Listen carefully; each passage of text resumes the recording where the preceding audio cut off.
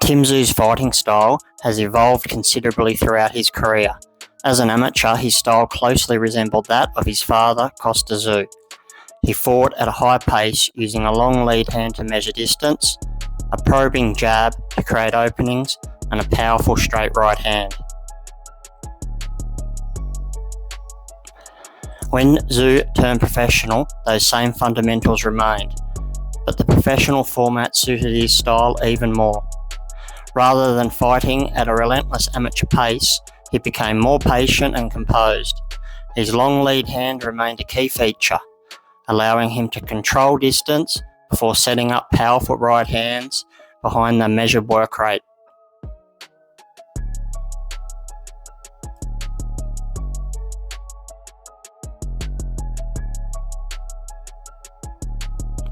As Tszyu continued to develop, subtle changes began to appear. Against Denton Vessel, he began adding new layers to his offense while still relying on the solid foundation established early in his professional career. Against Joel Camilleri, those improvements became even more noticeable. Tszyu occasionally lowered his lead hand to draw attacks from his opponent before countering. He also began leading with left hooks and, at times, even a lead rear hand. These are techniques often associated with Roy Jones Jr, a fighter Tszyu has spoken about highly. It created an interesting combination of the disciplined structure inherited from his father, blended with flashes of Roy Jones' creativity and unpredictability. The Jeff Horn fight marked one of the biggest technical developments of Tim Tszyu's career. It was obvious that he had spent significant time improving his inside fighting game. Rather than allowing Horn to use his physical strength, Tszyu consistently took that advantage away. He stayed close to his opponent, using his hips and maintaining a wide, strong stance on the inside to minimise the space between them.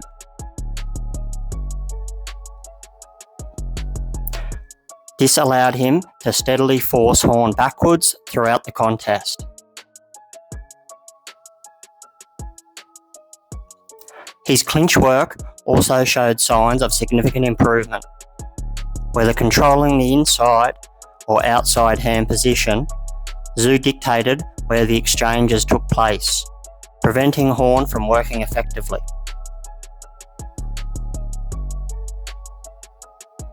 Instead of simply looking for knockout punches, Tszyu demonstrated a more mature understanding of ring control, gradually wearing Horn down both physically and mentally.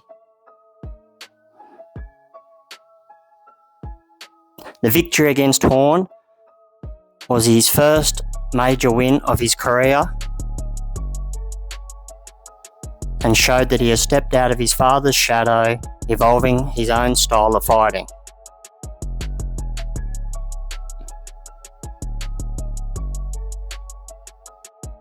By the time Tszyu faced Takeshi Inoue, he'd become a much more calculated fighter. As the level of opposition increased, his focus shifted to systematically breaking his opponents down. Against former world title challenger Terrell Gausha, Tszyu experienced a knockdown in round 1. Walking forward, he threw his own right hand, but was beaten to the punch by Gausha's counter right. Rather than allowing the knockdown to dictate the fight, Tszyu remained composed and returned to the pressure that had become his trademark. His body punching was particularly effective, and he continued building on the inside work first seen against Jeff Horn. Short rips to the body, well-timed and placed uppercuts gradually slowed Gausha's movement before Tszyu eventually secured the decision win.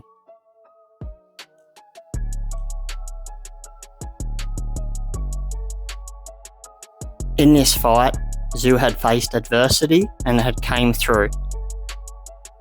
This was a step forward in his career, setting up a world title fight. The Tony Harrison fight showcased one of the biggest technical improvements of Tszyu's career. His head movement had clearly become a major focus in training. With sharp slips, subtle head feints, and controlled upper body movement, allowing him to remain at mid-range while creating opportunities to land powerful counter-punches. Rather than moving his head for the sake of defense alone, Tszyu was using those movements to create angles and force Harrison to hesitate before throwing. Tszyu had to be aware of Harrison's sharp jab whilst at this mid-range distance. As the fight progressed, Tszyu gradually increased his pressure. He consistently closed the distance, pinning Harrison against the ropes before using his body positioning and strong base to lean on his opponent. By keeping his hips close and making Harrison carry his weight, he steadily drained the American's energy. In the middle rounds, this inside work can be seen.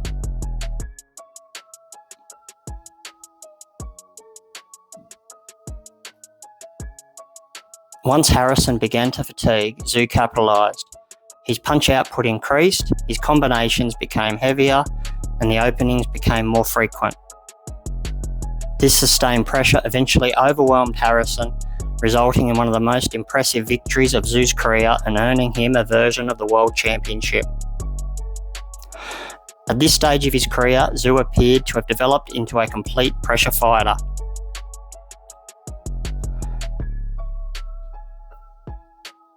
He could box patiently from range, counter effectively at mid-distance, fight comfortably on the inside, and systematically break opponents down over the course of a fight.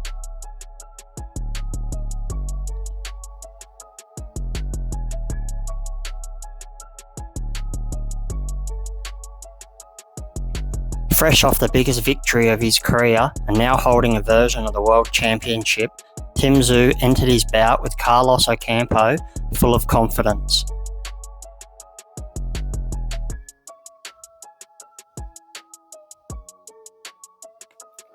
This confidence was immediately evident.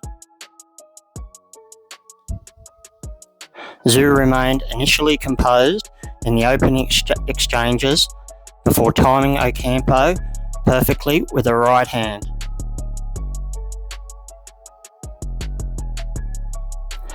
That right hand quickly led to one of the fastest stoppages of his career so far.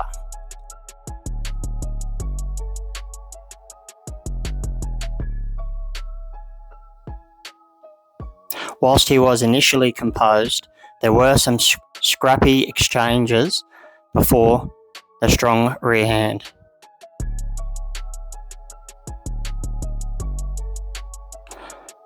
The performance reinforced what had made him successful. He controlled the range with his lead hand, maintained his pressure, and capitalised the moment when his opponent made a mistake.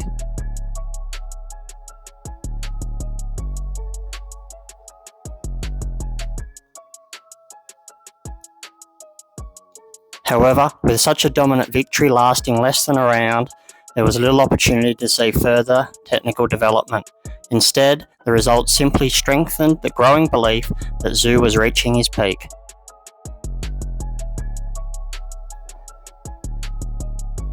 Victories often overshadow technical deficiencies.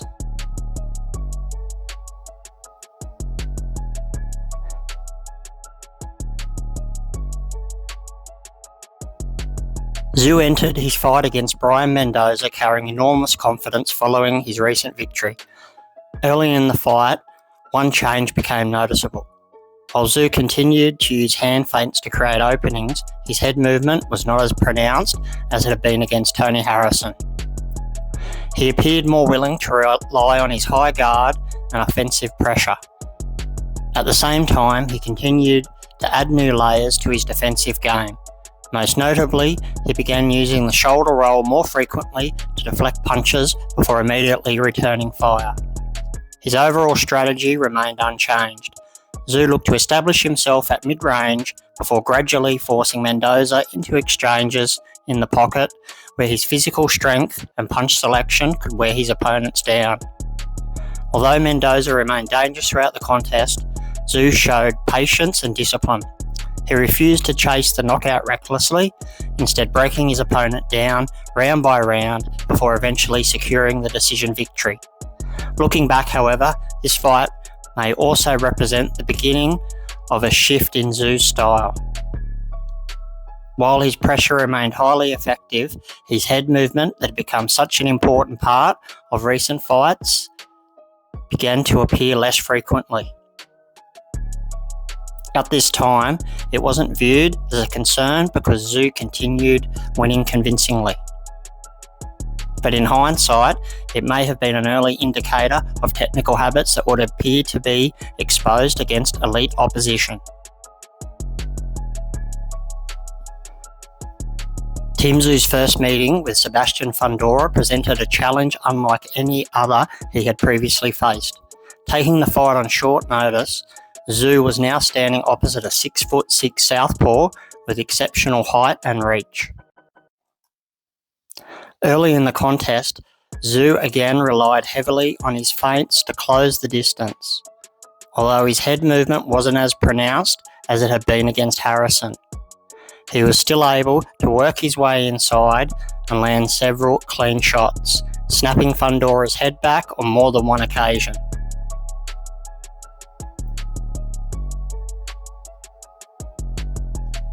The turning point came late in the second round when an accidental elbow opened a deep cut on the top of Tszyu's head. From that moment, the fight changed completely. Blood continued to run into Tszyu's eyes, severely restricting his vision for the remainder of the contest. The injury made it increasingly difficult for him to judge distance, read incoming punches, and land effective attacks. Fundora adapted well to the changing circumstances. He established his jab, controlled the range, and dictated the tempo for much of the remaining rounds. Another habit had also become noticeable. As Tszyu looked to close the distance, he frequently retreated in straight lines after the exchange, allowing Fundora to maintain control behind his reach and score with long punches. Tszyu entered his next fight against IBF World Champion Bakram Martazoliev. Early in the opening round, there were signs that his head movement had returned. However, there also appeared to be a level of hesitation that hadn't previously been present. On one occasion, as the fighters came together at close range, Tszyu instinctively glanced towards his glove, seemingly checking for blood from the cuts sustained against Fundora. Whether conscious or subconscious, it suggested that the previous fight may still have been on his mind. Shortly afterwards, Tszyu was caught by a short left hook that didn't score a knockdown but clearly disrupted his rhythm. From that point on, his approach changed dramatically. Rather than using the movement and patience that had defined many of his best performances, Tszyu began pressing aggressively in search of a decisive finish. Bakram remained composed and repeatedly punished that forward pressure with perfectly timed counter left hooks. Each knockdown followed a similar pattern. As Tszyu advanced, Bakram allowed him to commit before firing the counter, taking advantage of openings created by Tszyu's momentum. It was one of the few occasions in Tszyu's career where his aggression worked against him. Instead of breaking his opponent down over time, he found himself being drawn into Bakram's fight. The defeat marked a significant turning point in Tszyu's career, not only because of the result itself, but because it highlighted how even small technical changes can have major consequences against elite opposition. Following the defeat against Bakram, Tszyu faced American Joey Spencer. Tszyu started patiently behind a high guard, taking his time to settle in to the contest before gradually increasing the pressure. Once he established his rhythm, he overwhelmed Spencer with sustained combinations, forcing the stoppage.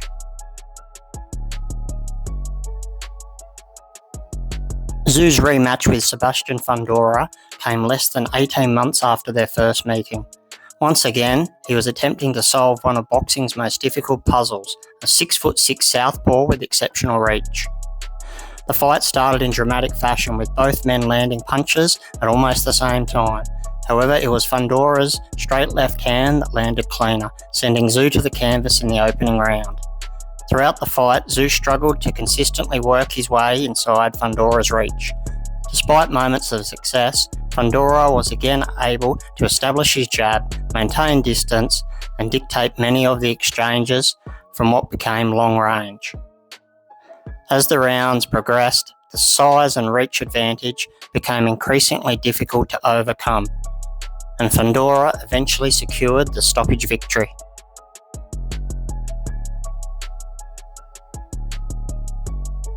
After this fight, many questioned what Tim Tszyu had left. It had meant 3 defeats in 4 fights, and the public weren't sure of what the future held. Following consecutive setbacks, Tszyu made significant changes to his team, including both his training and management structure. Under new coach at the time, Pedro Diaz, it was obvious Tszyu was evolving his game. Not long after the Nurja fight, Tszyu announced yet another change to his team, with Jeff Fenech now becoming his head trainer. The announcement of a bout with former unified welterweight world champion Errol Spence Jr. presents perhaps the biggest opportunity of Tszyu's career since winning his first world title. While Spence enters the contest, moving up in weight after a lengthy period of inactivity, he remains one of the most accomplished fighters of his generation. For Tim Tszyu, the fight represents far more than simply another high-profile opponent. It is an opportunity to demonstrate how much he has learned from the victories, the setbacks, and the continual evolution of his fighting style throughout his professional career. Every fighter evolves.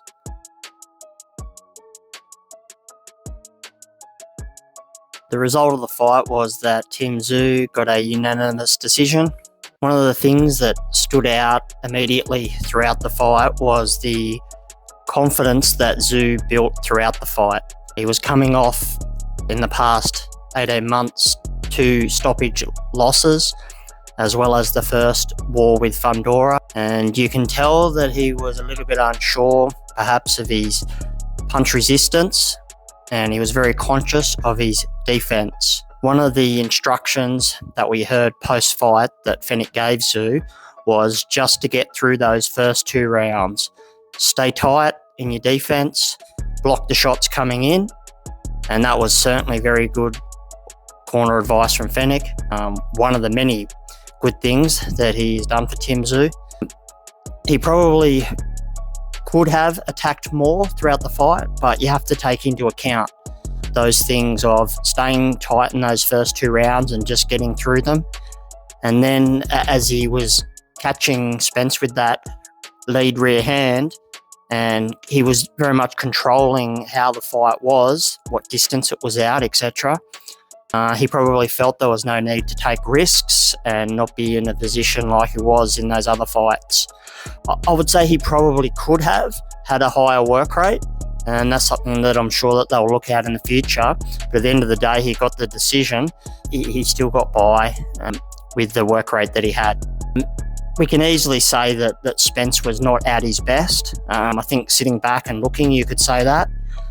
But every fighter, whether they're in their prime or not, are going to have good nights and bad nights. And I don't think that he was that far off his best. But the things that made him perhaps not be at his peak are those common things that all fighters and athletes will have once they reach 34, 35, 36, in that his reflexes weren't as good. His balance wasn't as good, but these are common things that happen to every fighter at that age, and I don't think we should have expected anything different. However, one thing to remember is that Spence was never a flashy fighter. He was never a Roy Jones. He was always a pressure mix between a pressure fighter and a boxer puncher. So because Tszyu was forcing him back a lot of the time, he was forced to sort of get on his bike, etc. And that isn't really normally his game.